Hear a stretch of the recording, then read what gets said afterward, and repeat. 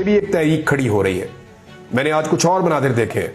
जो स्टूडेंट्स अकेले अकेले पहले अपने बयानात जारी कर रहे थे, उनके वीडियो मैसेजेस आ रहे थे, अब सबसे पहले लीड ली है इंसाफ स्टूडेंट फेडरेशन ने। ये पाकिस्तान तहरीक इंसाफ का स्टूडेंट विंग है और पाकिस्तान में बड़े लंबे अरसे से तलबा की सियासत के ऊपर पाबंदी लगाई गई है कि कॉलेजेस में, यूनिवर्सिटीज में तलबा सियासत ना करें। भाई क्यों ना करें सियासत? पाकिस्तान बनाने में तलबा का किरदार था। कायदे-ए-आज़म मोहम्मद अली जिन्ना सबसे ज्यादा एतबार और एतमाद तलबा के ऊपर करते थे और तलबा को अपने हर अव्वल दस्ते के तौर पर रखते थे। अभी जो बांग्लादेश की किस्मत बदली है वो तलबा ने बदली है, तो पाकिस्तानी तलबा को यह मौका क्यों नहीं दिया जाता? वजह यह है कि अगर पाकिस्तानी तलबा खड़े हो गए ना, या तालिब इल्म जब खड़े हो जाते हैं, तो फिर बंद कमरों में फैसले नहीं हो सकते।